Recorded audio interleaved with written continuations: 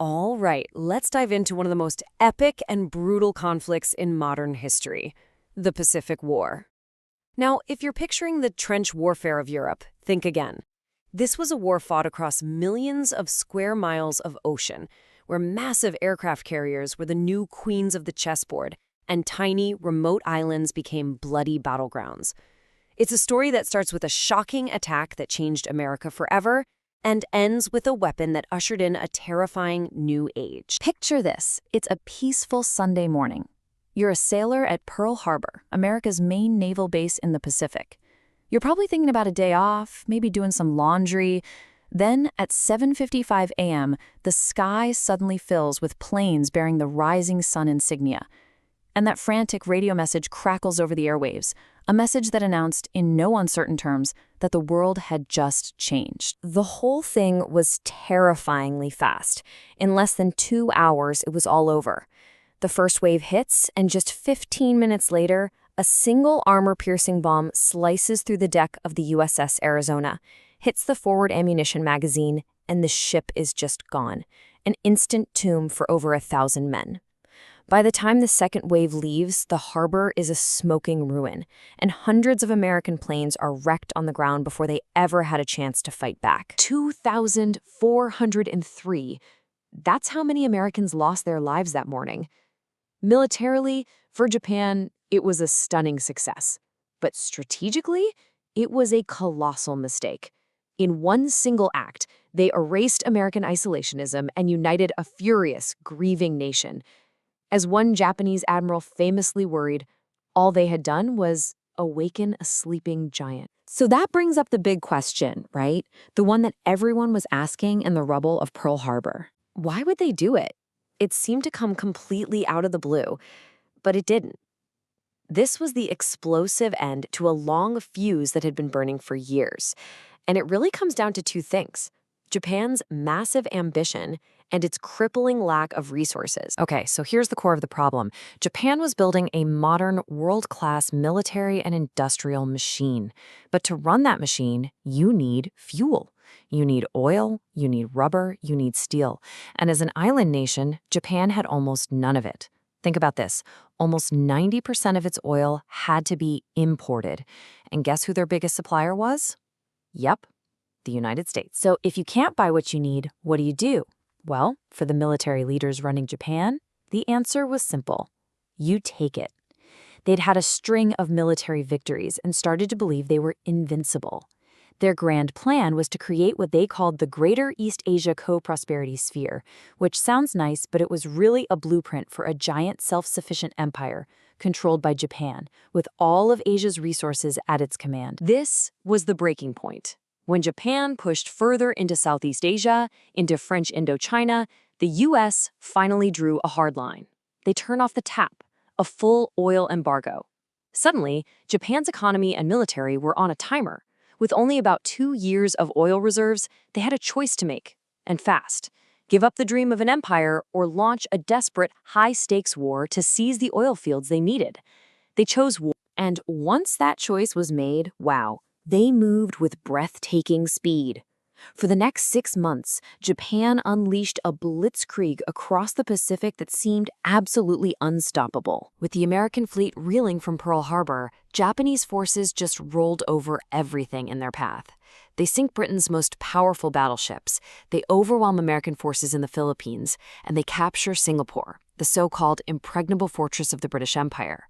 And most important of all, they take the Dutch East Indies, modern-day Indonesia, and seize the rich oil fields. In just a few months, they had everything they went to war for. Japan seems to be on an unstoppable roll. But their leaders weren't fools. They knew America's industrial power was just starting to wake up. They needed one last, decisive battle, a knockout blow to destroy the U.S. fleet for good and force a peace treaty. They decided that battle would happen at a tiny, strategically vital island called Midway. But here's the thing. The Americans had a secret weapon, and it wasn't a ship or a plane. It was intelligence. Their codebreakers had cracked the Japanese naval code. They knew a huge attack was coming on a target the Japanese called AF. But were they sure AF was Midway? They came up with a genius idea. They had the base at Midway send out a fake, unencrypted message saying its water purifiers were broken. Sure enough, a few days later, they intercepted a coded Japanese message, AF is short on water. The trap was... History sometimes turns on a single decision made by a single person, and this is one of those moments. American dive bomber commander Wade McCluskey was running dangerously low on fuel. He couldn't find the Japanese carriers where they were supposed to be. Orders said he should turn back, but he had a hunch. He decided to risk it all and push his search just a little bit further to the northwest. 4. Thanks to that gut decision, his bombers found the Japanese fleet at the absolute worst possible moment for them, with their planes on deck, rearming and refueling. In the space of 5 minutes, just 5 minutes, American bombs turned 4 of Japan's best and most experienced aircraft carriers into burning funeral pyres. It was a catastrophic loss. The Japanese Navy never, ever recovered. Midway was the turning point, no doubt about it. But the war was so far from over. Now, the really hard part began. The U.S. started its long, brutal island-hopping campaign, a slow, bloody crawl across the Pacific, taking key islands and bypassing others, all to get within striking distance of Japan itself. Every single island became a battle of pure attrition. As the Americans pushed closer and Japan's situation grew more desperate, they unleashed a shocking new tactic: the kamikaze, the divine wind.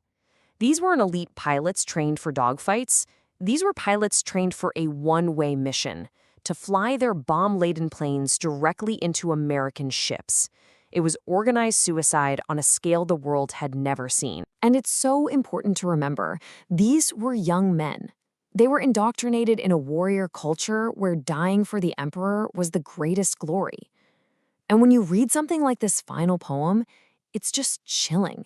It gives you a small glimpse into the mindset of duty and fatalism that drove these young men to their deaths. And you have to ask, did it work? Well, just look at the numbers. It was horrifyingly effective. It wasn't just about the ships they sank or damaged. It was the psychological terror. For the sailors on those ships, it was a constant, nerve-shredding threat that you could see coming right at you. The Japanese strategy became brutally simple: make this war so unbelievably bloody and costly that the American public would lose the will to fight. And on islands like Iwo Jima and Okinawa, that's exactly what they did. Surrender was the ultimate shame, so Japanese soldiers fought to the last man, turning every cave and pillbox into a death trap. These battles were so horrific, they gave American planners nightmares about what a full-scale invasion of Japan's home islands would actually cost. And that terrifying projection of casualties, potentially 1 million American lives and many millions of Japanese, led the U.S. to a final, devastating decision. They would unleash a new kind of warfare to try and force a surrender without that final apocalyptic ground invasion. First came fire. A massive firebombing raid on Tokyo in March 1945 created a firestorm that killed an estimated 100,000 people in a single night. Then, in August, came the final sequence of blows.